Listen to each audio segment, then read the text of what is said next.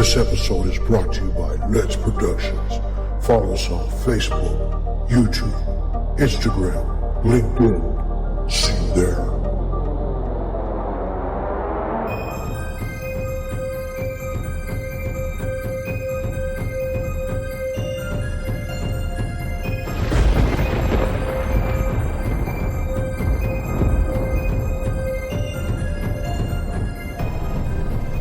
I've spoken to some of the military witnesses. One of them described getting close enough to this thing when it was on the ground. He said he touched the side. He saw symbols on its hull, which he said were a little bit like Egyptian hieroglyphs, so who knows?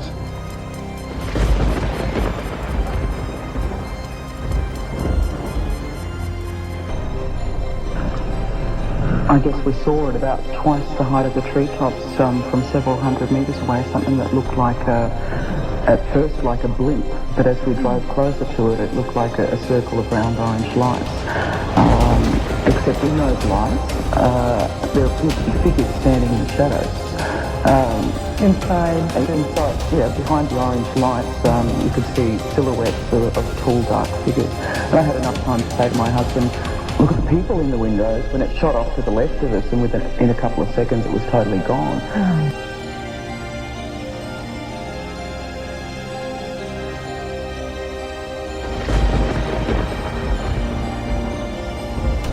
However, there has been a certain percentage of this volume of reports that have been made by credible observers of relatively incredible things.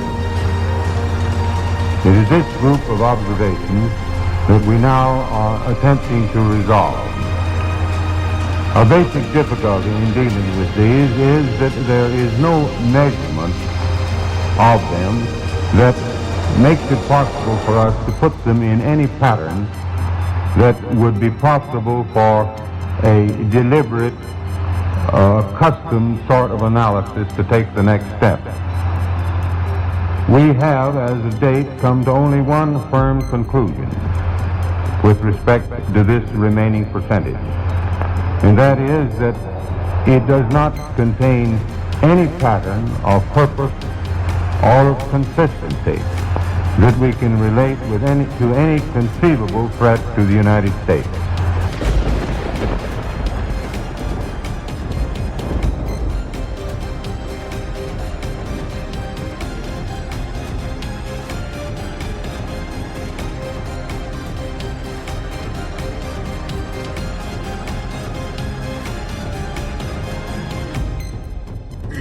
Strand Podcast.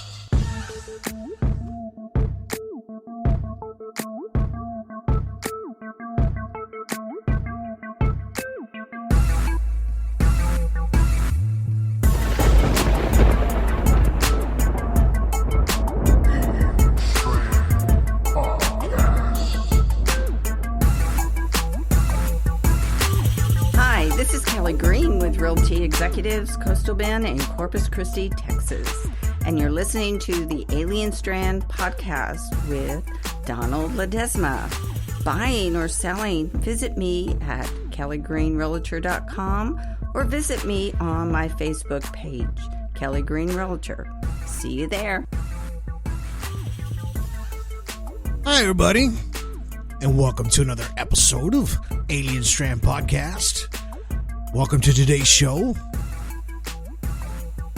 and I hope you guys enjoy all the content that Alien Strand has put out there in the past. We have about going on number 61, which is today's podcast, and I've given you guys some time to go back, listen to those podcasts again, get some more information in, and just to, catch up. And sometimes you got to go back and listen to those again, so that way you can get all the right information you need, and all the stories that have come out, and in the past, and just to get your mind refreshed a little bit. So I've gone into a little, laid low for a little bit because I just got so busy with Let's Productions, and I've been making music videos and just kind of doing everything, and of course working my job at the same time. So it's really hard to put in these podcasts, but I'm going to try to get as many as possible in here. As you guys know, or if you don't, I do have Led's Productions, and it's a small filming company that I have, and we're starting to make commercials and all that nice little stuff. So if you hear it in these podcasts, yeah, it's out there. And we have a movie that I wrote, and I'm still writing. I'm almost done with it. It's called Eden, and we're going to be filming that. It's a sci-fi movie. It's going to be a small independent film, not very long, so it's going to be out there though. It's called Eden, and it's a post-apocalyptic film. So we're going to get it all together. Hopefully we'll be shooting in a couple of months. So keep an eye out for that. If you can, go to Facebook, go to Eden's page, and you'll see a couple of the small, preview trailers about what it's going to be about. All right. So thank you guys for sticking around, and thank you for coming back to the show. And I'm glad you're listening to this show and other alien podcasts, shows that are out there, especially with UFOs and everything like that, because we're all out here working together. Right. So, you can catch us on Tumblr, Twitter, Instagram, YouTube, alienstrand.com. Check us out there. We're everywhere. You can check us out on iHeart, Spotify, Castbox. We're everywhere. So if you have a chance, if you don't have a downloaded platform, well, Alien Strand has their own downloadable platform on Android only so far. So it's on Google Play. So if you go there, go to Alien Strand Podcast, download it. It's a player for you guys. You can catch up to all the shows. It'll tell you when a new one's coming out. It'll even tell you while I'm going live sometimes. Today's not a live show, fortunately, but when I do go live, you can interact with me. You can actually put comments on there, and I'll be reading them, as I go through the live podcast, like a live radio show. So we have that going on as well. So if you can, download that little small platform there. It's called Alien Strand. There on your Google Play or your Android device or your tablet, right? So you can be laying there checking it out, or just listening to it while you're watching some TV or getting ready to go to bed, right? And we really do appreciate you for doing that. alienstrand.com, I'm going to start updating it as much as I can, getting more. Man, I've gotten so many photos, so much information, and that new video that just came out this week, a couple of days ago in, I believe, Quebec, Canada, on the 31st here of March. And it was a UFO that just appeared over the sky there. It looked like, I posted the video, so there's fire trucks very below. I mean, it's a close-up shot of it. You could see the fire trucks all lit up, and then above the fire trucks, top left, you can see something starting to appear, like a bright orb of some kind of light, right? And then it splits up into 3 different orbs, like a triangular shape, what I always talk about in my podcast, right? So you can see that for yourself, and it happened live, in front of people, a bunch of people. So a lot of people caught that on their phones. I even posted the photos of people actually taking photos of it, so you can see that on our Facebook page there. So if you have a chance, go there, comment, share as much as you can on Facebook. I keep everything open to the public as far as the Facebook, so that way you guys can share that content to everyone else that is still learning ufology and getting into it. If you're just getting into it, well, welcome to this, to ufology, and welcome to today's show. I hope you guys enjoying the content that I put out there in the past of all these stories. And it's just my passion, what I love to do.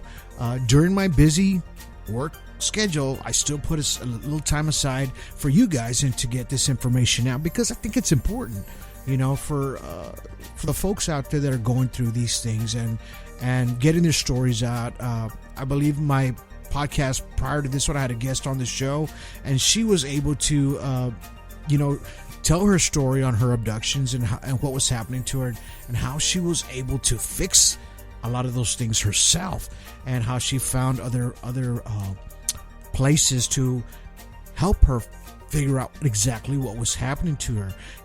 Catch that podcast number 60 right before this one, and she'll give you a lot of information. She had a great book. Her name's Lisa O'Hara, right? Good friend of mine already. I would talk to her a few times. If you can't, go to her webpage or check her out. Get her book. Really great book. And I'm sure she'll have more information in the future for us to learn about. So today's show, it's a topic that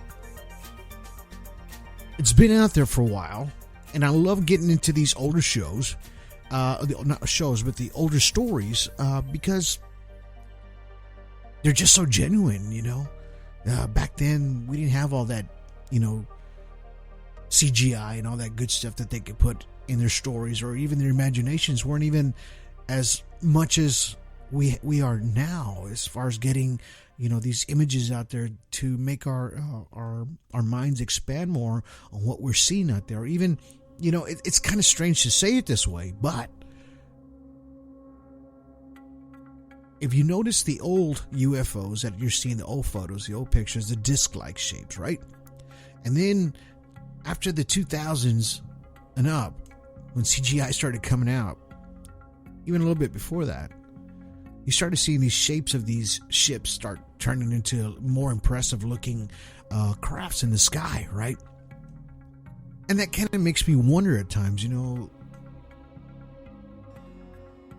why all of a sudden from all these photos in the 1900s and the 1800s, to the early 2000s that we caught, original old Kodak camera images, that they all have the same shape, and all of a sudden they start changing shape, right? Which I hate to say it that way, but it just kind of makes me think that it's too much things that we're putting into it that's may not be real out there, but there's a lot that is real, and that disc saucer shape seems to be 98.9% of the shape that you're going to see on a craft or a UFO, or a diamond shape. So these are the main two that are going to be the most probable that you're going to find. As far as in an image or a video, those are the ones that now we have the triangular shape, the TR3B, that they just put out the information out there, that it's out there already. They released it to the public for us to see now that they are actually, or they did actually put this craft together. Triangular shape, floating above the sky, huge, has a little bit of magnetic propulsion as well. It only uses, I think, 11% of its power to move around. So they learned how to change its I guess it's thrusting power to move, stay in a floating position, and to accelerate at a high speed, only using 11% of its, its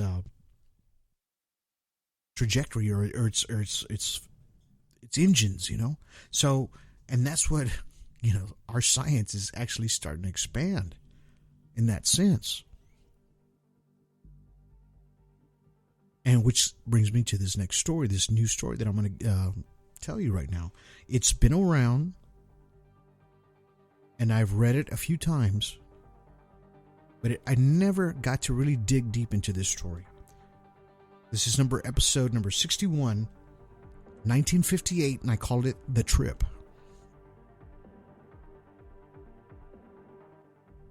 This happened to this gentleman in Strand, Brazil. His name was Artur Berlet. He was of a German descent.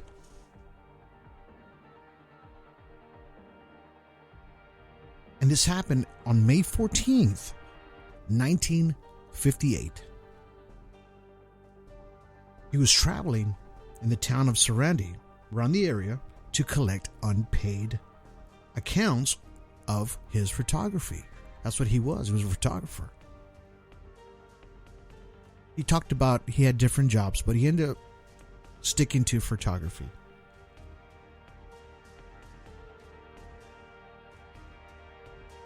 So he was traveling on foot until he came to a fork in the road.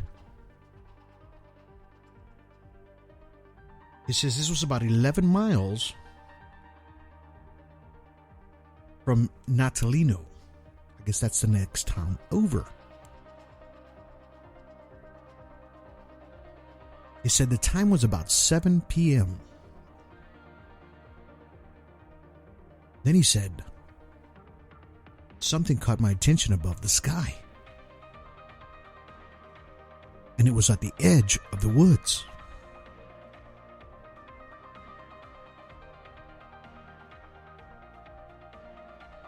He said this object was about 200 yards or 200 meters of where he stood on the road. And that's about 600 feet or so from where he was standing. So he's looking at on the edge of the road, right by the woods where the woody area begins, and he sees this craft, orb-shaped craft, hovering there. But he didn't know what it was still. He says he looked at it and he thought it was like a supernatural thing that there's a legend of there in that town. He says it could have been from a popular legend of a burial of a treasure that was buried there, right? So he says, well, he saw this light. And he goes, well, maybe it was supernatural telling me that that's where that treasure is. That was his first thought. He moved a little closer to the orb. He stepped through a wire fence. He says it was around, at that point, that craft was around 30 meters from him, which was a lot closer now.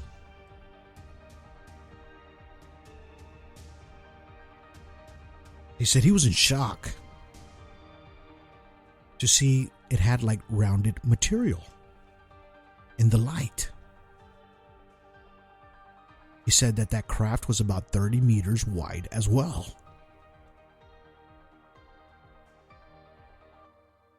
He said it looked like two bowls that were inverted over one another. And to us, that's your typical saucer shape, right? So if you get two bowls, put them on inside of each other, you get your saucer shape. This was what he was looking at. He says the colors reminded me of a hot iron between red and ash. But what we don't know about Artur is that he goes, I could not describe the colors very well because he was a little bit colorblind. He could see some distinct colors, but not a full spectrum like what we see.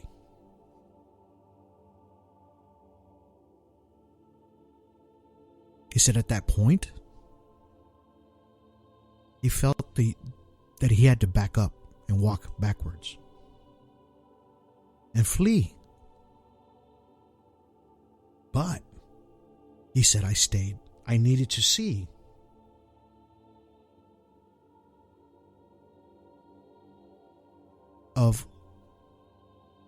And wrap my mind around what I was seeing, he says. He was just trying to rationalize it. That's why he never left. Then he says, suddenly, two shadows emerged from a beam of light that hit him. He says, at that point, I lost my senses.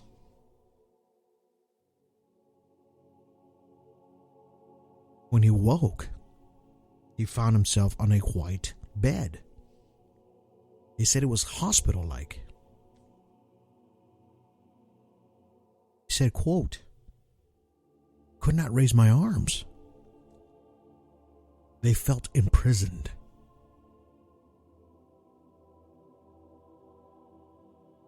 was I was in a rectangular shaped room, but one side was rounded.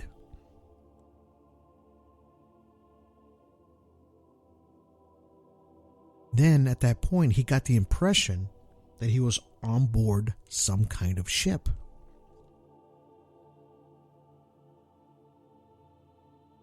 He then saw movements of people who seemed to be alien to him.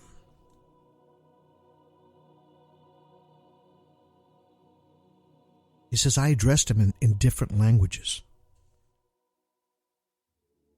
They looked at him puzzled and indifferent.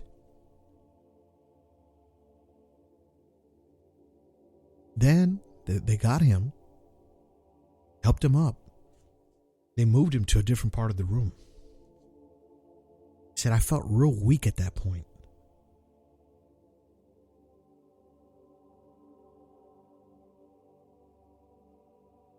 So he passed out again. He woke up again, saw shelves with clothes. He said the clothes looked like a long cape with long sleeves.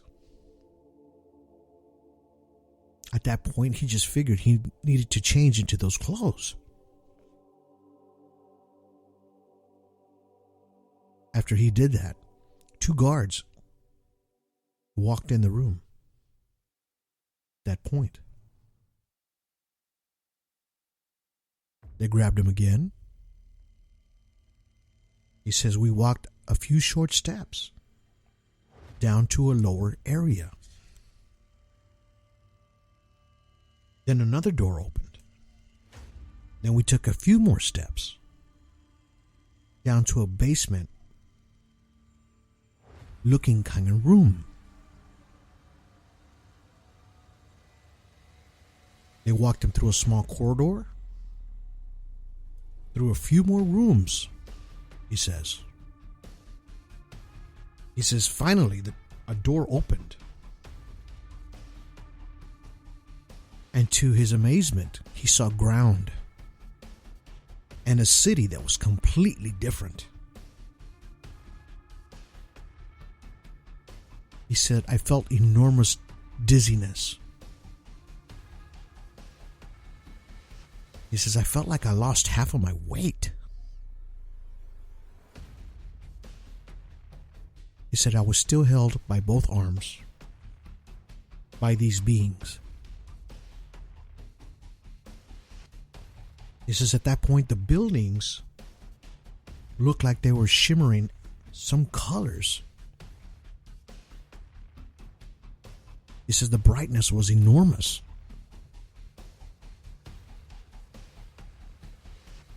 He says, I've never seen anything like that before. They accompanied him down. He says, it looked like a street with strange lights, strange buildings.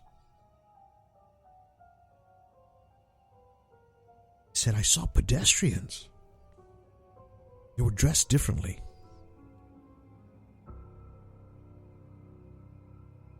He says the crew of the ship that he was on used a thick black jumpsuit overall. He says it was still a strange color I couldn't recognize. He says we walked about 300 meters and then we entered a tall building. We went down another corridor, about 15 meters, and they're still holding him at this point. He says he described the buildings. He said they looked metal-like material, all metallic, he says.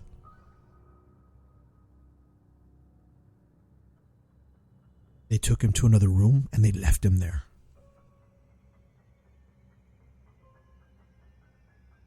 At that point, he was confused. He didn't know what he was doing there or what was about to happen to him. He says all of a sudden he sees this clear tube and water starts coming out of there. He was so thirsty, he said.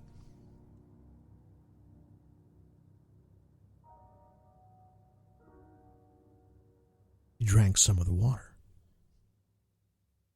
He said the bed there was solid. He sat on it. He said it was soft and decided to lay on it. He said at that point, I felt hungry. And he kept on thinking to himself, where am I? Who are these people? And why have they imprisoned me? He was thinking about his family the whole time. He was thinking, what if I never come back? He said moments later, 3 people entered the room, one being a woman. And if you're wondering what these extraterrestrial look like, he said they look like human beings. They look like people. He said she had a bowl in her hand and placed it down. Then they left. He looked in it and he says, it was food. But I couldn't recognize the contents in it. He said the meat looked different. It was separated into 3 or 4 portions of different food. He said the others had a consistency of gelatin and a dark piece that had the consistency of bread.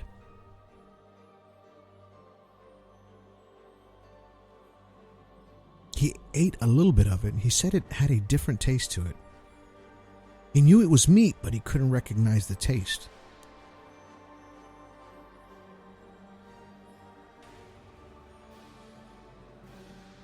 He said they ended taking him to a meeting room of some sort. He says, I was sitting there with them. They were all speaking, but I couldn't understand them.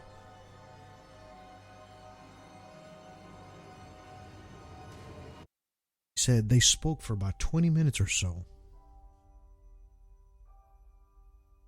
He said, I thought to myself, what a strange race. Humans. He said they were like Russian-like people.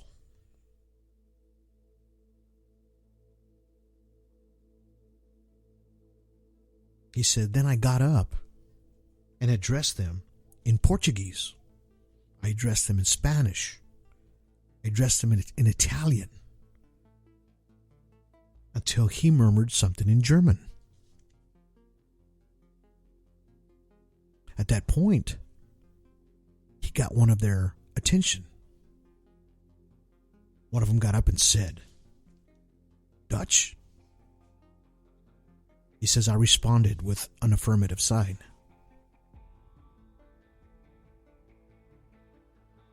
He said at that point, they all left and left him with that man because they knew he could communicate with him.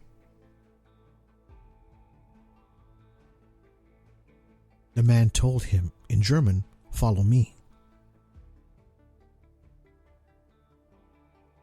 He says, we went down to the street in the city.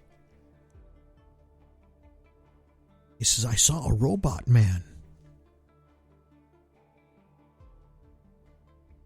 He says, I saw aerial vehicles in the sky above the buildings.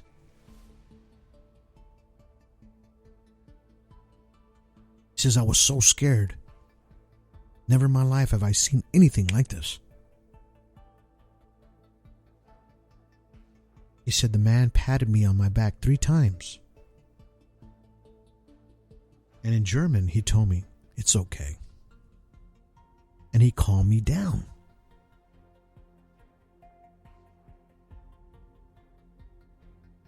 Later, they took him to a doctor so he can be examined.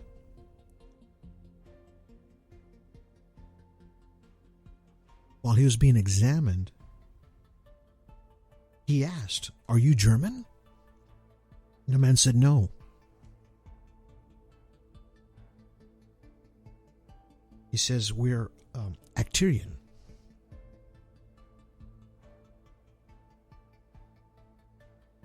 He said, "What place is that?" The man said, "It's the top of it all. It's no part of Earth."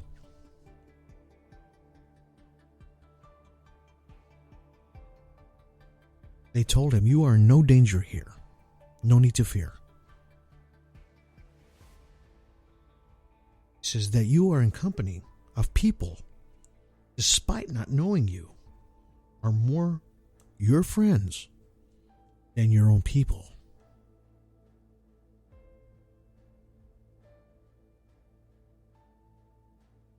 They told him not to worry. They said, after the Earth rotates 10 times, we'll take you back.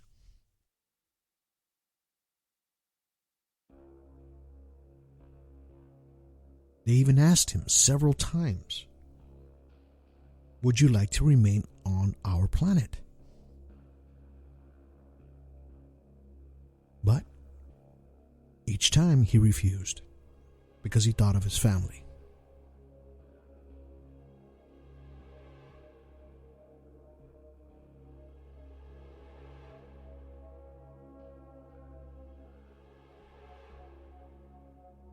They told him that their planet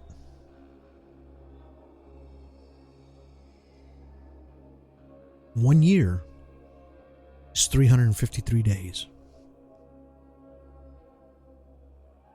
Every 6 weeks we drop a day. So we have 352 days. We divide it into 11 months of 32 days.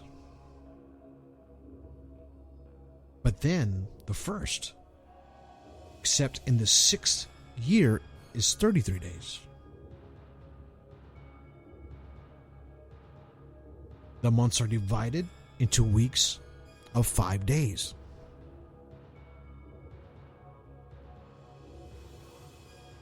The days are divided into 6 hours. They told him to Earth, it's equivalent to 675 days.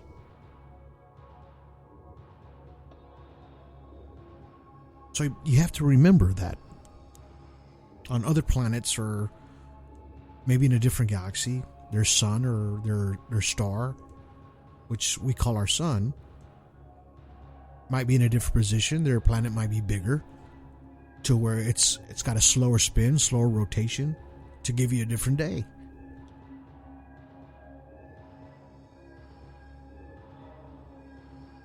So that's where they get all these numbers from. It's kind of confusing.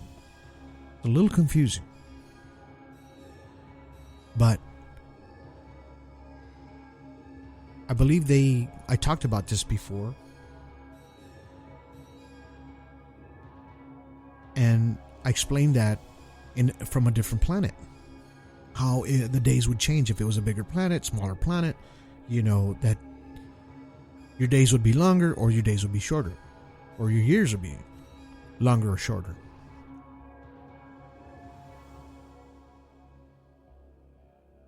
So they said that planet, Akart, that was the name of that planet, is 62 million miles from Earth.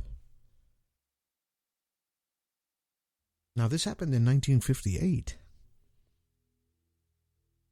So I'm thinking that he maybe misinterpreted 62 million miles to maybe 62 million light years. I see that more of a possibility than 62 million miles.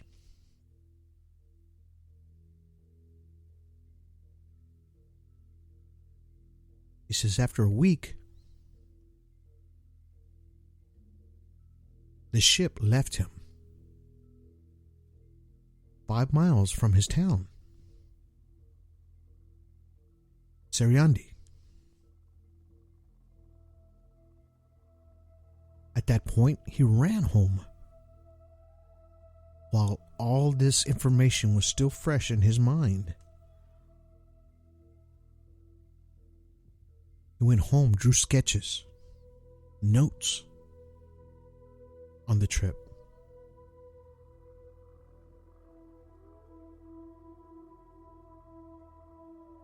"50 years later, he published a book called From Utopia to Reality: The Real Trip to Another Planet. This book was published.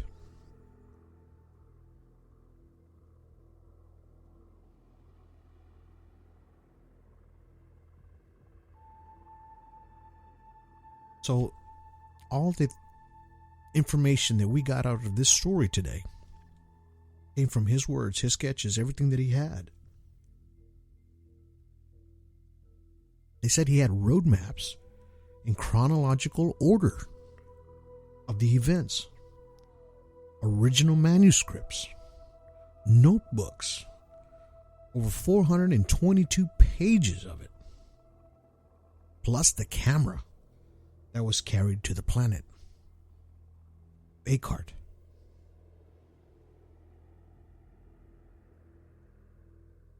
So there was photos.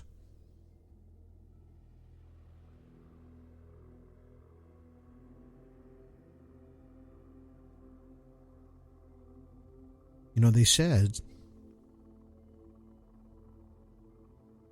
in the ufology world, as we speak, everybody always questioned his story. He never changed anything. Nothing. Not a word, not a sentence. He never changed anything when he spoke about it. When you go back and you read this book, you will see the detailed information, conversations he had with younger children. He had conversations with women. He had conversations about their planet. He had conversations about them if they believe in God. He had conversations with them about the crafts that they have, their propulsion, everything that you've ever thought about to ask an extraterrestrial or an alien. He did. And it's in his book. I didn't read it all to you, because I want you to go see it for yourself. Read his information that he has.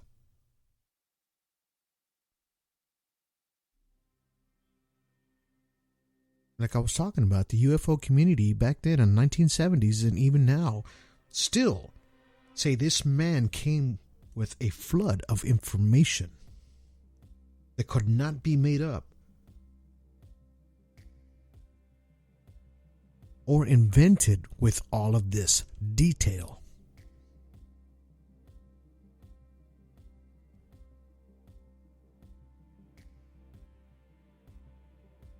You know, he had so much information on this trip.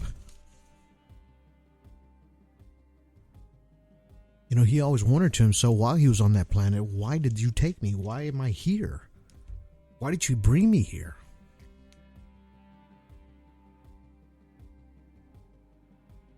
You know, Artur Berlet, he died in 1980 though. But he was able to tell his story in such remarkable detail that they put it in a book for you to read.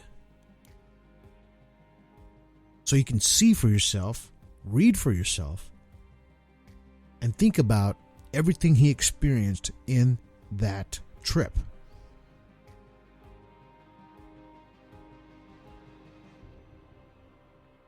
And you may ask yourself at the beginning or while you're reading it, he just made it up. It's that. No, this is 1958. The details that he gave is almost pretty close of what's happening today in our science and our technology. We're getting close to that. We're not there yet, but we're getting close to it. This was 1958. He'd never seen 1958. I don't know if he's seen buildings back in those days. They didn't look anything like what they look like today. Especially flying vehicles, right? Robots.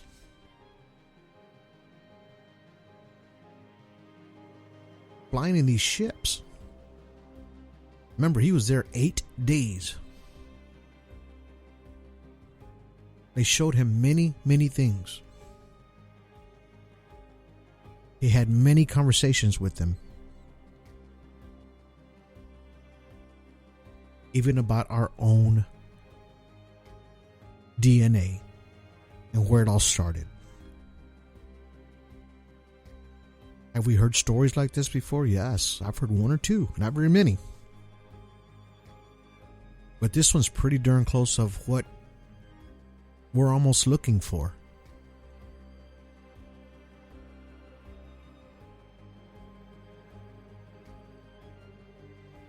You know, we're not always going to see little green men, grays, reptilians that are extraterrestrials. We're going to see human-like extraterrestrials or people.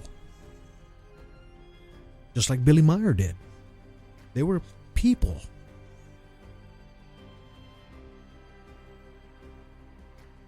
Just like this gentleman did. At first, when you first start hearing this story, you're trying to think, okay, these are, green men or whatever. No. And then you figure out that he's talking to human being-like people. Gets you wondering a little bit, right? As it got me wondering. And I'm glad I was able to get this information out to you guys, at least a little bit of it, so you can hear his story on what exactly happened to him on that day, even on those 8 days. I gave you small snippets of the story.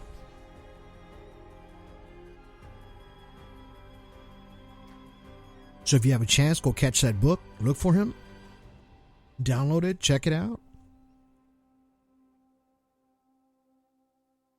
And then you figure out for yourself of what you believe possibly happened.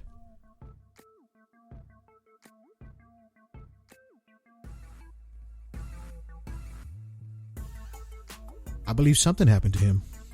That's for sure. That is for sure. But I'm glad you guys stuck around. Thank you for listening to Alien Strand Podcast. I think we're like 25, 26 platforms already. Tumblr, Twitter, Instagram, YouTube, and alienstrand.com. Go check us out there. You can even ask Alexa. She'll even play it for you. I hope you have got a lot of information out of this podcast today, as I did. And we can start putting this puzzle together a little bit, as we always do with every podcast, right? Especially with these human-style, or not human, extraterrestrials. Human-looking extraterrestrials, mind you. These always interest me because it's like, all right, if the little green men, grays or whatever, made us, then why don't we look like that? That always kind of gets me going at the beginning. And then they say, oh, no, we're from the way future, and then you end up turning into us. I don't know. We're still kind of digging into that story and see how that turns out. But until then, you guys have yourselves a good day. You guys have yourselves a good evening.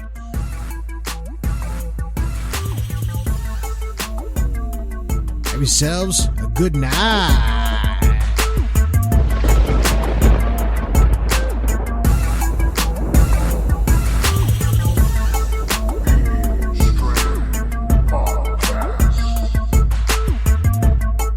What's up, everyone? This is Arizona Gallegos, and you're listening to Alien Strand Podcast with Donald Ledesma. Check out my Facebook page at Arizona Secret Backyard. Hit me a like, share, and follow. I'll see you there.